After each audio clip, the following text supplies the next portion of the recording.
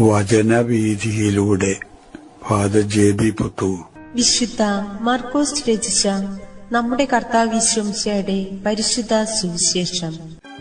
അധ്യായം 12, 18 മുതൽ 27 വരെയുള്ള വാക്യങ്ങൾ. പുനരുത്ഥാനത്തെക്കുറിച്ച് വിവാദം. അനന്തരം പുനരുത്ഥാനം ഇല്ല എന്ന് പറഞ്ഞിരുന്ന സദുക്കായർ അവനെ സമീപിച്ച് ചോദിച്ചു, ഗുരു, ഒരുവൻ സന്താനമില്ലാതെ മരിക്കുകയും ഭാര്യ ജീവിച്ചിരിക്കുകയും ചെയ്യുന്നെങ്കിൽ അവന്റെ സഹോദരൻ അവളെ ഭാര്യയായി സ്വീകരിച്ച് അവന് വേണ്ടി സന്താനങ്ങളെ ഉൽപ്പാദിപ്പിക്കണമെന്ന് മോശയുടെ കൽപ്പനയിൽ ഉണ്ട്. ഒരിടത്ത് 7 സഹോദരന്മാരുണ്ടായിരുന്നു.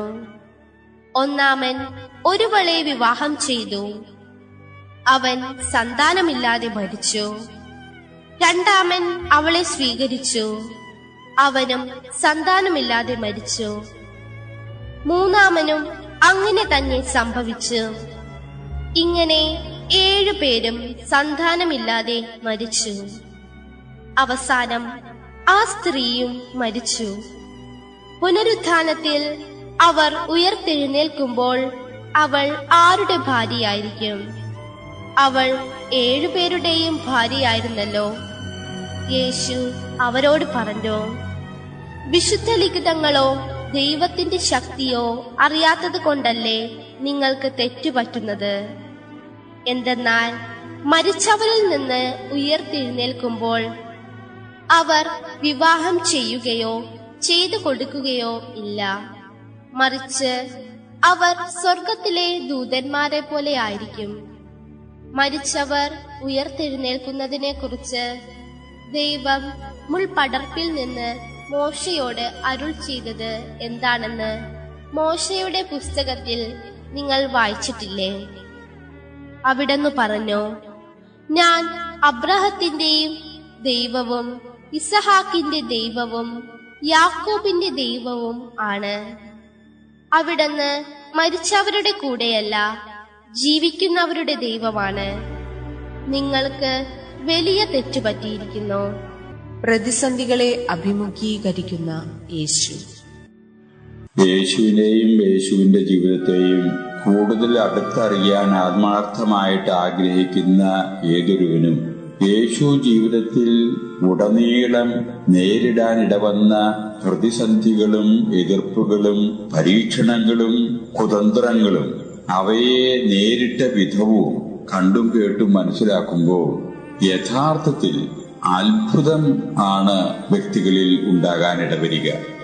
അതിനെ ഒന്നാന്തരം തെളിവാണ് ഇന്നലത്തെ സുവിശേഷത്തിൽ ആ സമൂഹത്തിലെ 2 ഗ്രൂപ്പിൽപ്പെട്ട വ്യക്തികള്, ഫരീസയരും ഹെറോദിയ പക്ഷക്കാരും.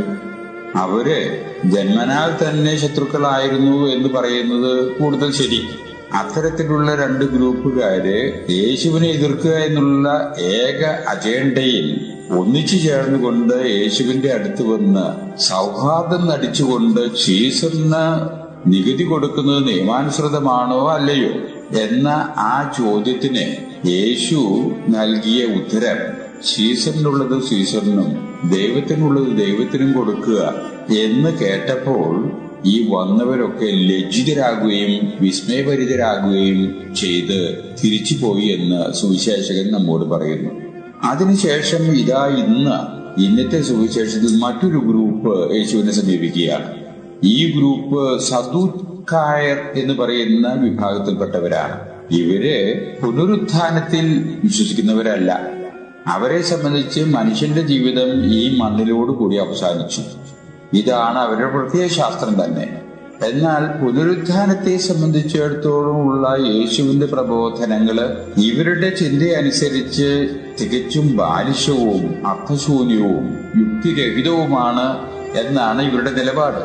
അതുകൊണ്ട് തന്നെ പുനരുത്ഥാനത്തെ സംബന്ധിച്ചുള്ള യേശുവിന്റെ പഠനങ്ങള് നിഷിദ്ധമായിട്ട്, അത് ബാലിശമായിട്ട് ഉള്ള ഒരു യാഥാർത്ഥ്യമാണ് എന്ന് കാണിച്ച് ജനങ്ങളുടെ ഇടയിൽ സാധിക്കുമെങ്കിൽ യേശുവിനെ അവഹേളിക്കാനുള്ള ഒരു അവസരം കാത്തിരിക്കുകയാണ് സദുക്കായരെ. വളരെ ബോധപൂർവം മെനഞ്ഞെടുത്ത ഒരു കഥയുമായിട്ടാണ് സദൂക്കായർ യേശുവിനെ സമീപിക്കുന്നത്. ഒരു കുടുംബത്തിൽ 7 പുത്രന്മാർ. സ്വാഭാവികമായിട്ട് മൂത്തവൻ തൊട്ട് താഴെയുള്ളവൻ വരെ വിവാഹം കഴിച്ചു, ഒരു സ്ത്രീയെ തന്നെ. മൂത്തവൻ മക്കളില്ലാതെ മരിച്ചതുകൊണ്ട് അന്നത്തെ നടപ്പനുസരിച്ച് രണ്ടാമൻ അവളെ പരിഗ്രഹിക്കണം. അവനും മരിച്ചു. അതുകൊണ്ട് മൂന്നാമനും നാലാമനും എല്ലാവരും അങ്ങനെ ഒന്നിനു പുറകെ ഒന്നായി ഈ സ്ത്രീയെ വിവാഹം കഴിക്കാൻ ഇടവരുന്നു. അതാണ് നാട്ടു നടപ്പ്. മോസസിന്റെ നിയമവും അങ്ങനെയാണ്. അതാണ് അവിടുത്തെ പതിവ്. അതനുസരിച്ച് അവർ വിവാഹം കഴിച്ചു. 7 പേരും മരിച്ചു, മക്കളില്ല. അവസാനം ഈ സ്ത്രീയും മരിച്ചു. ഇങ്ങനെ അവതരിപ്പിച്ചുകൊണ്ട് സദൂക്കായർ യേശുവിനോട് ചോദിക്കുന്നു, നീ പറയുന്ന പുനരുത്ഥാനം എന്ന് പറയുന്ന പ്രക്രിയ സത്യമാണെങ്കിൽ ഈ പുനരുത്ഥാന സമയത്ത് ഇവരൊക്കെ പുനർജീവിക്കും. 7 പുരുഷന്മാരും പുനർജീവിക്കും, ഈ സ്ത്രീയും പുനർജീവിക്കും. ചോദ്യം ഇതാണ്, ആ അവസരത്തിൽ ഇവൾ ആരുടെ ഭാര്യയായിരിക്കും? ഇവിടുത്തെ പ്രശ്നം ഇതാണ്. ബഹുഭർതൃത്വം നിയമാനുസൃതമല്ല ആ സമൂഹത്തിൽ. എന്നല്ല, മോസസിന്റെ നിയമത്തിന് അത് ഇണങ്ങുന്നതുമല്ല. 7 പേരുടെയും ഭാര്യ ഇവള് സത്യത്തിലായിട്ടുണ്ട്. എന്നാൽ ആരുടെ ഭാര്യ ആയിരിക്കും ഒരു മനുഷ്യന്റെ ഭാര്യയാകുക എന്നുള്ളതാണ് താത്വികമായിട്ട് ശരിയായിട്ടുള്ള നിലപാട്. അതുകൊണ്ട് ആ നിലപാടിനെ അനുസരിച്ചായിരിക്കണം നിന്റെ പഠനങ്ങള്. അതിനാൽ തന്നെ പുനരുദ്ധാരം എന്ന് പറയുന്ന പ്രക്രിയ സത്യവിരുദ്ധമാണ്. അങ്ങനൊരു സംഭവം ഇല്ല. അങ്ങനെ സംഭവം ഉണ്ടെങ്കിൽ ഇവിടെ ഇവള് 7 പുരുഷന്മാരുടെ ഭാര്യയാണെന്ന് സമ്മതിക്കേണ്ടി വരും. അത് നിയമത്തിനും അത് മതത്തിനും എതിരാണ്. ഇങ്ങനെയാണ് യേശുവിനെ അവർ സമീപിക്കുന്നത്. യേശു ആ ചോദ്യത്തിന് നൽകുന്ന ഉത്തരം വളരെ ശ്രദ്ധാർഹമാണ്. ദൈവശാസ്ത്രപരമായിട്ടും ദൈവവചനാധിഷ്ഠിതമായും ആണ് യേശു അവരെ സമീപിക്കുന്നത്. ദൈവശാസ്ത്രപരമായിട്ട് യേശു പറയുന്നു, നിങ്ങളുടെ ചോദ്യം പ്രസക്തമല്ല. മനുഷ്യന്റെ ജീവിതം ഈ ലോകത്തിലുള്ളത് വെറും താൽക്കാലിക ജീവിതം മാത്രമേ ഉള്ളൂ. നിത്യമായ ജീവിതം ഈ ജീവിതത്തിന് അപ്പുറത്താണ്. ഈ ലോകത്തിലെ മനുഷ്യന്റെ ജീവിതത്തിന് ശേഷമാണ് നിത്യമായ ജീവിതം അവൻ ആരംഭിക്കുന്നത്. മനുഷ്യന്റെ താൽക്കാലികമായ ജീവിതം സുഗമമാക്കാൻ വേണ്ടി നിശ്ചയിക്കപ്പെട്ടിരിക്കുന്ന റോളുകളാണ് ദാമ്പത്യം ഉൾപ്പെടെയുള്ള റോളുകൾ. അത് നിത്യജീവനിലേക്ക് പ്രസക്തമല്ല. നിത്യജീവനിലേക്ക് മനുഷ്യൻ പ്രവേശിക്കുമ്പോൾ ആ റോള് താൽക്കാലിക ജീവിതത്തിന്റെ റോളല്ല. അവിടെ പ്രത്യേകമായ റോളാണ് ഉണ്ടാകുന്നത്. രണ്ടും 2 തരത്തിലുള്ള ജീവിതമാണ്. അവിടുത്തെ റോള്, അവിടുത്തെ നിയോഗം ഓരോരുത്തർക്കും ഉള്ളത് ഏക റോളെ മനുഷ്യനെ ജീവിക്കാനായിട്ടുള്ളൂ. ദൈവവും ദൈവത്തിന്റെ മക്കളും. ഈ ദൈവവും മക്കളും അല്ലെങ്കിൽ ദൂതന്മാരുമായിട്ടുള്ള ഈ റോളല്ലാതെ അവിടെ ഭാര്യ ഭർത്താവ് എന്നുള്ള റോളിന് പ്രസക്തിയില്ല. ഇത് നിങ്ങളുടെ വിവരക്കേടാണ്. ഇത് ആരുടെ ഭാര്യ ആയിരിക്കും എന്നൊക്കെ ചോദിക്കുന്നത് വിവരക്കേടാണ്. നിത്യജീവൻ പുനർജീവിതത്തിലെ അങ്ങനെ ഒരു ചോദ്യത്തിന് പ്രസക്തിയില്ല എന്നുള്ളതാണ് യേശുവിന്റെ ദൈവശാസ്ത്ര സമീപനത്തിന്റെ പൊരുള്. ദൈവവചനത്തിന്റെ അടിസ്ഥാനപ്പെടുത്തിയ യേശുവിന്റെ പ്രതികരണം ഇതാണ്. അവർ തന്നെ വിശ്വസിക്കാൻ ഇടവന്നിട്ടുള്ള പഞ്ചഗ്രന്ഥിയുടെ പുസ്തകത്തിലെ ഉദ്ധരണികൾ ഉദ്ധരിച്ചുകൊണ്ട് യേശു പറയുന്നു, നിങ്ങൾ വിശ്വസിക്കുന്ന മോസസ് തന്നെ അബ്രാഹത്തിന്റെയും ഇസ്ഹാക്കിന്റെയും യാക്കോബിന്റെയും ദൈവമേ എന്ന് പറഞ്ഞുകൊണ്ട് അപേക്ഷിച്ചതായിട്ട് വിശുദ്ധ ഗ്രന്ഥത്തിൽ വായിക്കുന്നുണ്ട്. എങ്കിൽ അതിലുള്ള പ്രാർത്ഥനയിലെ അബ്രാഹത്തിന്റെയും ഇസ്ഹാക്കിന്റെയും യാക്കോബിന്റെയും ദൈവമായിരുന്ന ദൈവമേ എന്ന് പറഞ്ഞിട്ടല്ല അഭിസംബോധന ചെയ്യുന്നത്. ആയിരുന്നവനല്ല, ഇപ്പോൾ ആയിരിക്കുന്ന ദൈവമേ എന്ന് പറഞ്ഞിട്ടാണ് മോസസ് അഭിസംബോധന ചെയ്യുന്നത്. അതിനാൽ തന്നെ മോസസിന്റെ ചിന്തയിൽ തന്നെ മരിച്ച അബ്രാഹവും ഇസ്ഹാക്കും യാക്കോബും ഇപ്പോഴും ജീവിച്ചിരിക്കുന്നുണ്ട് എന്നുള്ളതിന്റെ വസ്തുനിഷ്ഠമായിട്ടുള്ള അടിസ്ഥാനത്തിലാണ് മോസസിന്റെ പ്രാർത്ഥന തന്നെ വിശുദ്ധ ഗ്രന്ഥത്തിൽ ഉദ്ധരിക്കപ്പെട്ടിരിക്കുന്നത്.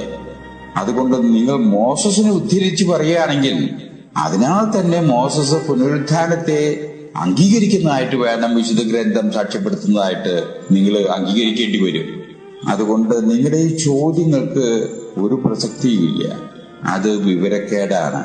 ദൈവത്തെയോ ദൈവത്തിൻ്റെതായിട്ടുള്ള പ്രവർത്തന ശൈലികളെയോ പറ്റി വേണ്ടത്ര വിവരമില്ലാത്തതിന്റെ അടിസ്ഥാനത്തിലാണ് നിങ്ങളുടെ ഈ ചോദ്യം തന്നെ എന്ന രീതിയിൽ യേശു അവരെ സമീപിച്ചപ്പോ സുവിശേഷകനായ മാർക്കോസ് നമ്മോട് പറയുകയാണ്, അവർ തീർത്തും ലജ്ജിതരായിട്ട് യേശുവിനെ വിട്ടുപോയി എന്ന്. ഇങ്ങനെ ഒന്നിനു പുറകെയോ മറ്റൊന്നായിട്ടുള്ള പരീക്ഷണങ്ങളും പ്രതിസന്ധികളും തരണം ചെയ്തുകൊണ്ട് ജീവിതം ഉടനീളം മുന്നോട്ട് പോയവനാണ് യേശു ക്രിസ്തു. യേശുവിൽ വിശ്വസിക്കുന്ന നമ്മളെ സംബന്ധിച്ചിടത്തോളം ജീവിതത്തിൽ നേരിടാൻ ഇടവരുന്ന പ്രതിസന്ധികള്, എതിർപ്പുകള്, വിദ്വേഷങ്ങള്, നമ്മൾ പ്രതീക്ഷിക്കാത്ത അനുഭവങ്ങൾ ഉണ്ടാകുമ്പോൾ തകരാതെ ജീവിക്കാനുള്ള കെൽപ്പ് നമ്മൾ നേടിയെടുക്കുക എന്നുള്ളതാണ് യേശുവിൽ വിശ്വസിക്കുന്നവരാണ് എന്ന് പറയുന്നതിന്റെ അർത്ഥം എന്ന് നമുക്ക് ഗ്രഹിക്കാൻ ശ്രമിക്കാം.